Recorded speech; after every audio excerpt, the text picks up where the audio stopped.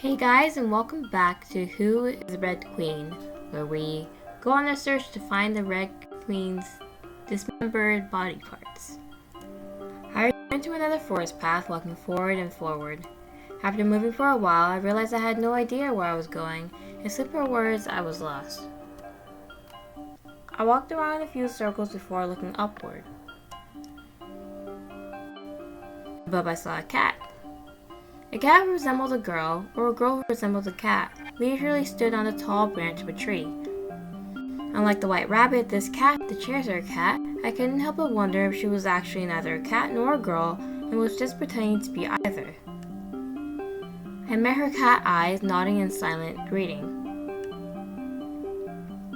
Her grin stretched across her face as she stared right back. Sharp teeth filled her mouth and claws adorned her hands. This was probably a cat. Chesire. The flame that was her tail flickered and she hopped down to meet me closer. I don't suppose you tell me which way I should go. Oh, speak in riddles. I posed a silly question that I expected no answer for. After all, I was asking a cat for directions. Depends on where you want to go. To my surprise, I received a response. To find the Red Queen. Nah, the crazy one. Are you sure you prefer not to go with the nice one? The one I'm searching for is the Red Queen. Alright, the Mad Queen. Then again, we're all mad around here. That is except for Her Majesty, the White Queen. She's too sad to be mad. If you're looking for the Red Queen, up, up, down, down, left, right might help. Self-awareness, Alice, self-awareness. The Chesire cat vanished into thin air.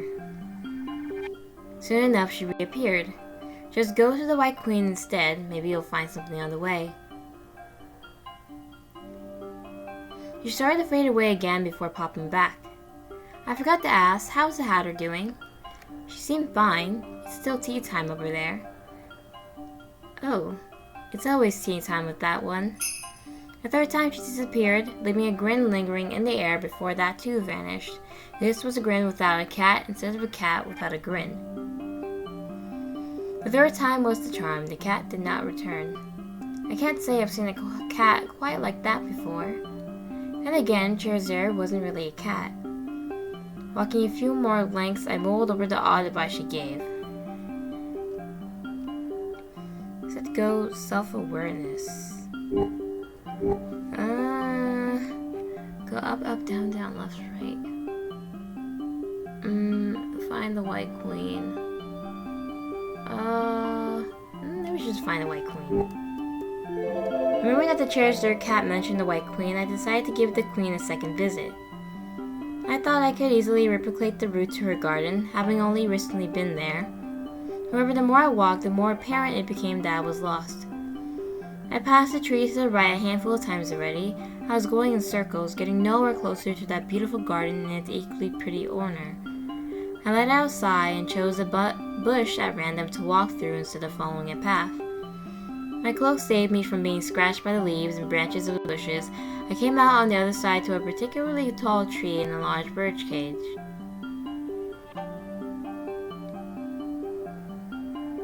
Oh, I spotted the White Queen inside the bird cage. Behind her was a limb, a leg. Hello? You meet again, Alice. I hadn't expected that I would be trapped here again. I'm a little embarrassed that you're seeing me like this. I contemplated just asking for the leg and leaving.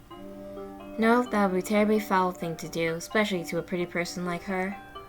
Although, in a way, it seemed like a good idea to leave a pretty bird locked up in a cage all for oneself. That's the best of thought. After all, how would you catch her if you let her go free? Is that the Red Queen's right leg? So it would appear. To find the Red Queen, may have to find her parts as well. Even so, she should be able to help you find your way back home. I'm sorry, Alice. Don't apologize. The key to my prison is atop of the towering tree. Would you help me open this cage, Alice? Yes, of course. Agreeing to the request, I walked over to the tree. Tall, tall tree that the White Queen gestured towards. How tall it was, I couldn't say. When I angled my head and squinted, I could see the glimmering of a silver key at the high branch above. I circled the tree, the front and the back, the sides, left and right. They all looked equally hard to climb. As I pondered on how to scale the tree, a little bird approached. Chirp, chirp. With all the talking animals and not quite animals of Wonderland, I had an inkling that this one might speak as well. Perhaps it spoke French like a French bird? Bonjour? Bonjour. He spoke French. Fortunately, I knew little French. My practice had grown rusty so much that the tutors would be ashamed, but I tried to pull out at least one more phrase. Oui, est mon chant? I think that's what it says. Chirp? I must have said the wrong words as the poor bird began to tremble. Parlez-vous anglais? Do you speak English? That's what it says? Yes, yes, chirp, chirp. Cats? No cats, please? What are you doing? What are you doing, chirp, chirp? I'm trying to get that key up there.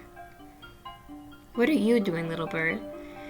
Chirp, just having lots of fun every day. Not doing anything in particular. Not doing anything in particular. Now that the Red Queen, I mean Her Majesty, is missing, Wonderland is so much, much more wonderful. You can play and frolic as you want, chirp, chirp. Auntie Bird got in trouble for breaking Her Majesty's laws, and now there's no more Auntie Bird, chirp, chirp. I was so sad, so sad. Her Majesty was so scary, so scary. You won't tell on me, right, chirp? Chirp, chirp, you look like a nice person, chirp. Much nicer than her, much nicer than her. Oh, I see. I'll help you with the key, chirp. Popping out his little chest, the bird flapped its wings and took upward into the sky. It flew and flew and flew, but soon enough became tired. Not reaching the key on the tree, the bird faltered and fluttered back down. It dipped its head in disappointment. Sorry, I couldn't do it, chirp. Kill the bird? What? Won't be violent? We'll pet the bird. Don't worry about it. I rubbed the little bird's head, causing it to peek up at me with its large, round, glittering eyes of surprise. After the first failed attempt at the key, I returned to the White Queen's side. She looked fitting in the cage, pretty like a flower preserved forever in glass. Again I thought that she was beautiful. Really, she was beautiful. That's true, Alice. Even so, I couldn't let her stay trapped, not to mention the Red Queen's leg. I wasn't able to find a way up. Do you have any ideas for what I should do, White Queen? Over there are some mushrooms. If you move the ones to the left, it will grow. If you eat the ones to the right, it will shrink. I think they'll be helpful. Magic mushrooms? I was hesitant to eat mushrooms picked from unknown wilderness, but I thought I could trust the White Queen. Why, I didn't know. Well, this is Wonderland, isn't it? I have forgotten something important. The feeling of forgetting tingled in the back of my mind whenever I saw the White Queen.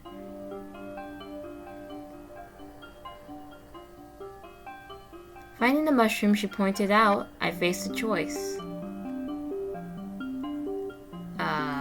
We grow?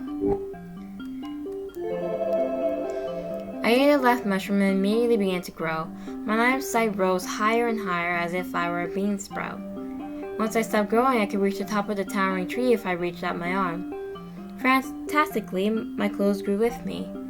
I cautiously pinched the silver key and removed it from the tree, holding it lightly so as to not break it with my now giant hands. The key I now had, but the cage I could not open. It was much too big. The magic will wear off. In the meanwhile, would you accompany me to chat, Alice? That may be for the best. I would have to wait till I reverted back to my original size to open that door. Is the invitation for tea sometimes still open? Yes, always. Then shall I ask about what sorts of foods and tea we would like to drink, to see what I might expect? What's your favorite tea? White tea. Do you prefer black tea still? How did you know? We chatted for a while about tea, and at some point the conversation turned to flowers. Perhaps it was that she felt amiably on floral teals. You're welcome to visit the garden anytime. I couldn't find a way to the garden today. Perhaps getting lost had been for the better as I found her in the end? Yes, that happens when I'm not here, but Wonderland should lead you my way if you think of me, at least for you, Alice. I have nowhere to be but the garden. She paused, looking at something in the distance that I could not see. Would you believe me if I told you I could see the future? I looked her in the eyes and asserted a calm surety. I didn't feel that she would lie, yet I couldn't quite believe her words either. I wondered why I had forgotten what I was doubting. Rather than answer, I decided to play along. Can you change the future you see? Why do you ask? Otherwise, isn't it lonesome? I don't believe the future is predestined, but the solitude of such power would be the fate of a queen in this world. Her words sounded contradictory. Even for the Red Queen? Especially for the Red Queen. The White Queen spoke of fate as if still trapped by something more than just this birdcage I couldn't understand. We talked a little longer. I felt a tingling up in my arms and began to revert to my usual size. The robe warped and finally popped back in its proper place. I twirled around to check that all was well. Identifying no issues, I picked up the key that I dropped to the ground at some point and inserted it into the lock of the White Queen's birdcage. With a smooth click, the cage unlocked and I opened the door. How was she trapped in there in the first place, though? The White Queen stumbled out of the birdcage, her legs still wobbly from sitting in the cage for so long. She let me hold her steady till she rebalanced herself. Thank you. You're welcome. I had to return to the garden now, but my invitation is always open, Alice. I'll see you later if you're willing. She handed me the Red Queen's leg. Free from the birdcage, the White Queen departed to return to her garden. Having obtained one limb, I searched around for another. Before I knew it, the day had passed. I looked towards the sky where the sun had begun to set. Letting out a yawn, I realized I needed a place to sleep for the night. I thought back to the parties who had helped me on my adventure to gather the Red Queen's dismembered parts. Surely I could find one of them. Man, the Hatter or the White Queen? I don't know. I feel like I trust the Hatter more. I don't know why. I headed back to the Hatter's place. Oh, it's all done. As before, I found her at the table full of tea stuff. She nursed a cup of tea and waved at me upon spotting me. Just in time for tea, Alice. From the sky, tea time should have already passed. Perhaps this was more like supper time. So I only flashed her a smile without saying anything. I returned with a limb. Congratulations! I handed her the Red Queen's limb, which began to move upon entering the Hatter's hand. Holding it away from herself, the Hatter seemed to think of what to do with it next. She kicked the dog cage out from under her chair. Clicking the metal hatch open, she tossed the limb into it and quickly flicked the cage shut again. Sit down. I'd be a poor host if I didn't let you sit. I popped down into the armchair. This was my chair now. I glanced around and found I didn't see the two puppets that the Hatter wore on her hands earlier in the day. Where are your friends? I gestured with my hands. They've gone home for a bit. March lives all the way over there in the house with the ears. As for those whose ears they are, I haven't had a clue. Are you hungry for rodent, Alice? No. If you say so, Alice. She poured me a cup of tea and slid the teacup and saucer over to me, nearly spilling it over my lap. Soon after came another plate. On the plate was steak and vegetables. I should hope this isn't rodent, right? It's something else. The Hatter didn't continue but glanced over at the Red Queen's flesh. My eyes followed the path of her gaze, not spotting any steak-sized slabs of meat sliced up in the torso of the queen I sought. I let out a sigh. Taking a knife and fork, I cut the steak and moved a piece in my mouth. It tasted like beef. Compliments to the chef. Why, thank you. We ate together. For a Hatter, her table manners with the forks and knives were impeccable, but each time I thought to compliment them, she went and said something odd again. The Hatter was a mystery to unravel. I don't have a place to stay for the night, so I wanted to ask if you would put up with me for the night. I put up with you all the time. What difference does a night make? Where I come from, people sleep at night.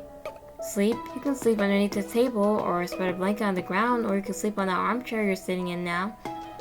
Isn't sleep just when you pretend to be dead like everyone else? Is this why you don't sleep? The Hatter had terrible bags under her eyes. As I doubted she slept too much, she could have only been sleeping too little. Look at the time. Is it really time to sleep? Napping at tea time was a story written at clock, don't you know? Morning, afternoon, evening. Since it's all tea time, it's better not to sleep. I thought you didn't care about time. Time doesn't care about me. Are you perhaps afraid of sleeping? Why do you think, Alice? She poured herself a drink from a bottle into her teacup. I turned to look at the bottle, which was in no way for tea. I couldn't read the jumbled words scrawled across its label, so I couldn't help but ask. Is that actually alcohol? Tea. Isn't it alcohol? Tea. So drink your tea and I did mine. The conversation turned to silence. Shouldn't have pushed or upset my dear host. I went to pet her head and apologized for she could drink or sleep as she wanted. As I reached out, the hatter recoiled. Oh. She pushed her chair back from the table, taking the chance to move away, then she dipped underneath the tablecloth, rummaging through her stuff with a rustling noise. When she popped back out, she held a blanket, which she tossed my way. Didn't you want to pretend to be dead right now? Go, play dead. Catching into my arms, I smelled a sweet scent from the soft blanket. The sky was dark. I started to feel sleepy, hugging the blanket a little tighter. I had experienced a long day after all, so perhaps it was time to go to bed. Good night, Hatter. I wondered if she was mad, if she would respond, but she did. Good night, Alice. The Hatter is quite mad, though. I lay back comfortably in the armchair and began to sink. Sinking. Contrary to my earliest expectations, I didn't keep sinking forever. The moment I looked up at the sky, I found I couldn't fall asleep anymore. I didn't recognize the stars, the constellations that adorn the dark heavens. Tracing their infinite sparkles, I wondered who they stood for. I wanted to understand what was hidden past those mismatched eyes of the Hatter. While counting the stars, I eventually fell asleep. I dreamed of falling. The next day and the day after, I continued my search for the Red Queen's parts. I tried to remember just what the Chesire cat had said, speaking to the pattern of directions allowed to a beat. Up, down, left, right. I felt as if I had missed a few items, but that was all the cat had given me. I backtracked to the position where I met the cat and followed the recommended directions. Soon enough, I found myself at a crossroad. I saw no limbs nor heads in sight. Left was labeled right was labeled left. Which wrongly written signboards, I chose at random where to go next. Every few meters, I found a new signboard with its own quaintly marked arrow. Whether or not they led to the right place was another issue. I slowed my pace to read the signs and follow them along. Today is a rainy day. Didn't know which juniors thought to put a forecast onto a wooden sign on the side of the road, but I followed the directions to go right regardless. The sky had not a drop of rain in sight. Warning cliff ahead. As it happened, neither was there a cliff ahead.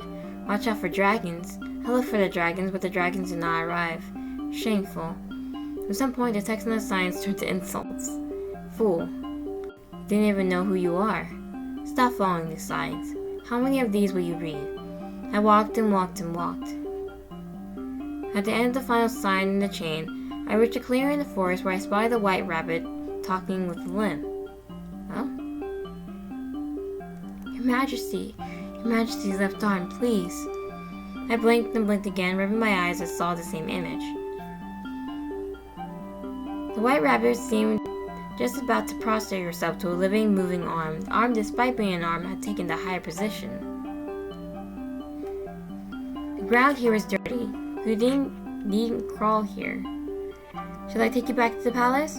Or would you prefer to go to the garden or the courtroom? In fact, do you happen to know where Her Majesty is? The arm smacked the right rabbit. Although I silently observed, the arm noticed me and began to crawl over, one handful of grass at a time. It moved like a snake, like a worm, like a piece of flesh and bone that should not have been able to move. Its writhing struggles sent a shiver up my spine. I don't know if I should pick it up or kick it away. I did neither, and it reached my feet. Then I proceeded to climb up my leg, up my cloak, playing like some sort of dirty parasite, making its slow way up until I pushed past my building disgust to hold it in my hand instead. Your flesh felt cold in my palm. I sensed no heartbeat at the wrist.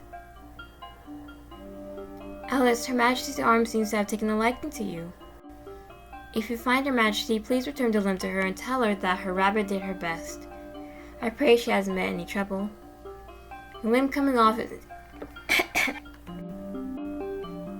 drink some water. A A limb coming off isn't an everyday occurrence. Really? She made quite the understatement. Yes, of course. How would you know it was a Red Queen's arm? How would recognize...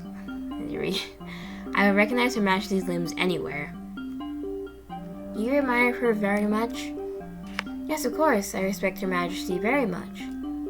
She united Wonderland into this kingdom and kept peace with a watchful gaze on the criminal populace. She is a decisive ruler and holds an agreeable worldview. I don't think so. This should be her divine right to rule Wonderland. I've heard a cat call her mad.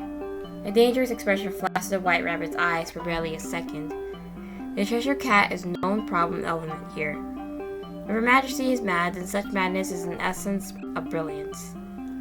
Although I may not always be fated to be favored courtier, to be native to her is my greatest honor.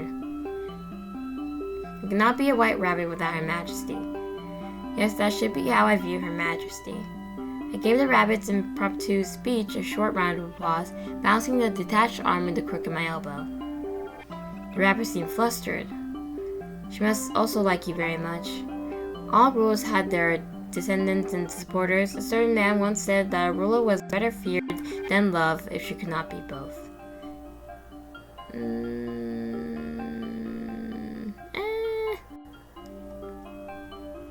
Despite all that, the White Rabbit said I knew a little more about the Red Queen.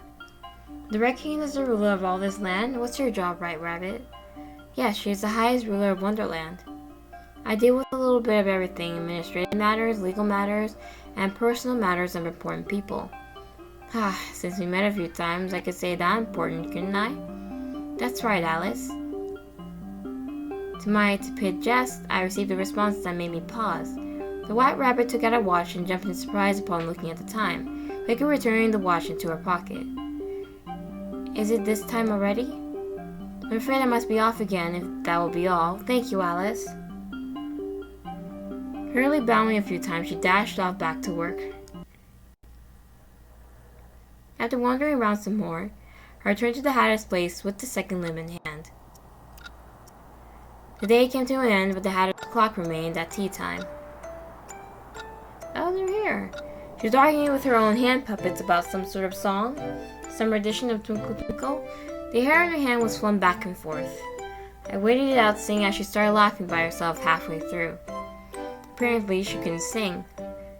Once her shoulders stopped shaking, the Hatter turned to me. Alice, you voyeur. I see you brought a second one. That one is 1, and this one is 2. Good work. The Hatter clapped her wrist a few dozen times. Alice, won't you join us for a tea again today? Hatter made scones. It has butter. Sleeping? Thank you for the invitation. Dormouse? Upon my response to Dormouse, she immediately brightened up. If it would make the Hatter happy, I didn't see why not just play along. Arm. Sitting aside her puppet friend, she extended an open palm towards me. I proceeded to commit, these French words, lèse majesté, by tossing the limb over to the Hatter's tea table to her. I took a seat in my armchair, seeing her clumsily catch it in her arms. On my seat, there was already a cup of tea prepared. With her free hand, the Hatter opened up the dog cage and retrieved the other limb. Do you need any help with that? I have everything under control. Without another pause, the Hatter stuck the limbs into the Red Queen's torso. The flesh sounded with a squelch as the muscle, skin, and bones began to knit back into place. Still a red line remained where the limbs connected. I took a bite of a stone. As the Hatter said, it has butter. The Red Queen's incomplete body twitched, simply squirting underneath the skin. I spread some clotted cream and jam onto the scone. The perfect blend of sweetness made me wonder where she got the jam. It was very red. Ow! The single arm grabbed at the Hatter, smacking as it squirmed. The Hatter kicked the incomplete Red Queen, rendering the limb hunk of meat paralyzed with shock. The Hatter forced its limb off. A bit of blood and something else dripped onto the ground. Gripping the breathing limb in her hands, the Hatter popped open the dog cage door with her feet and checked them in. Thud into the cage, the arm and leg went. Good scones. Thank you. You mentioned you also have some business with the Red Queen, Hatter, but what is it? Something to do with red, something to do with flesh. I realized I didn't quite know. A personal matter, Alice. I prefer you don't pry. I was the one gathering the pieces, so of course I wanted to know.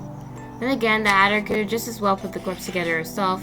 A better question was how she shamed the first chunk of meat, but I doubt she would answer.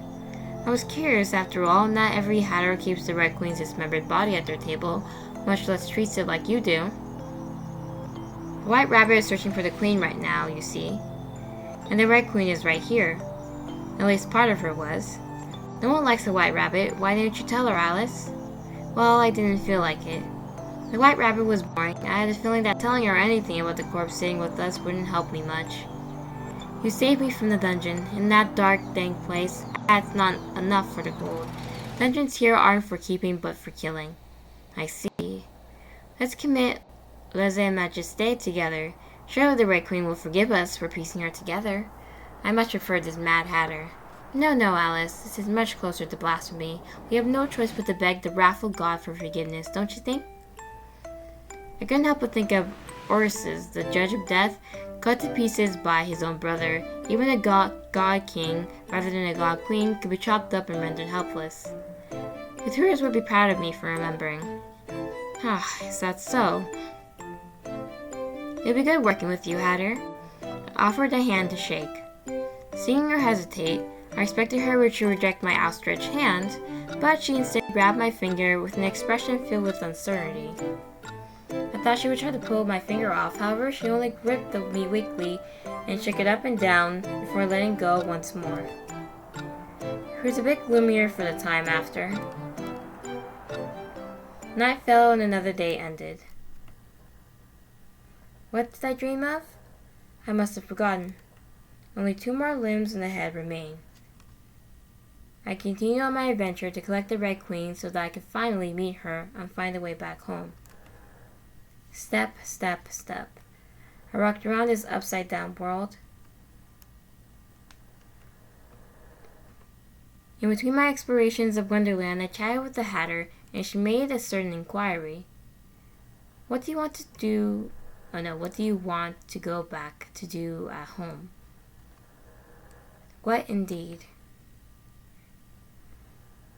Alice, what was waiting for you at home?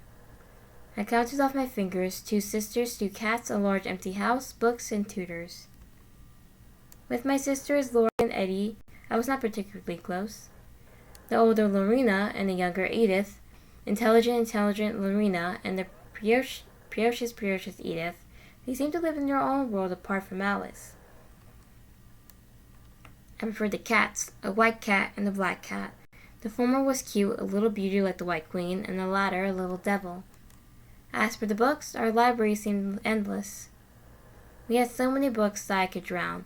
Maybe a pile had collapsed on me and I was dying, suffocating under the pages so terribly that I fell into Wonderland. The tutors would be so mad that the books were ruined. I once saw a phantom stinging the back of my legs. The poor ruler, I could already see it go red. That was my world, a boring, normal, plain world where animals didn't talk and corpses didn't move, where I hadn't need to think of much at all. I was Alice, and that place was Alice's place. I fiddled with my fingers, grasping for the correct expression to wear. A smile was always safe. I'll be off then. Step, step, step. I transversed about this place, which is not Alice's place, my place.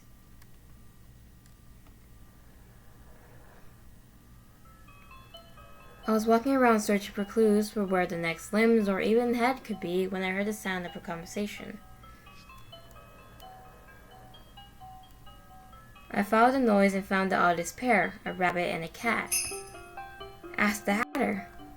Hatter, the Mad Hatter, she's more cuckoo than the bird, a real nuisance. The only silver lining is as now that rat and hare are out of the way, she's become more of a recluse. Oh my god, are they working together? What the heck? My ears are still ringing from the time we had to pull peasants off the street to sing for a royal guest. The guards have stopped working and the kingdom's falling into anarchy. We got filth on the ground left and right.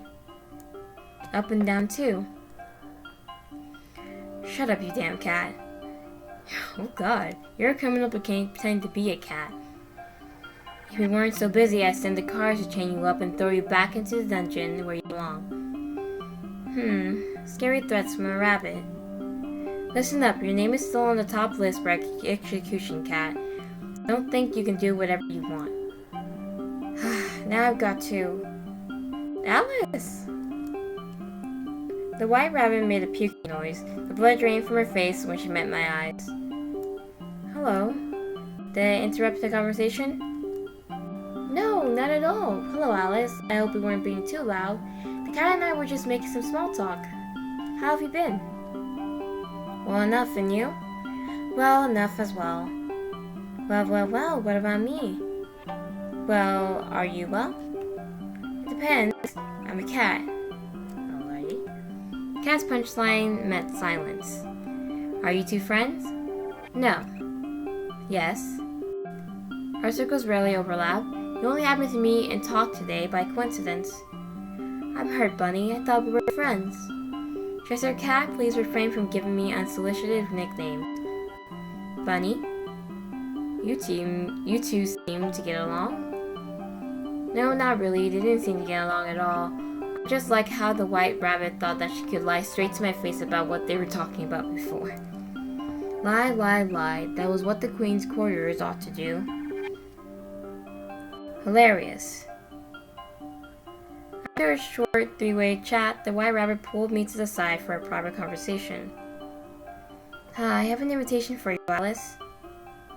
The white rabbit reached into her pocket coat. Retrieving an envelope from an inner pocket, she held it out to me.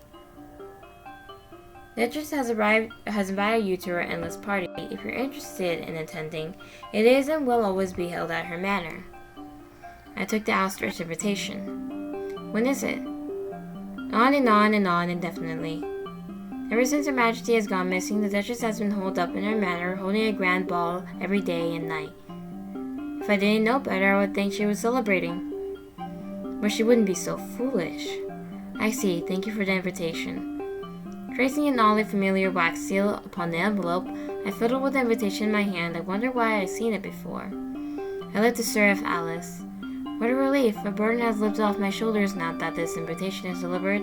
If it pleases you to attend, I hope you have an enjoyable time. The Duchess certainly knows how to throw parties.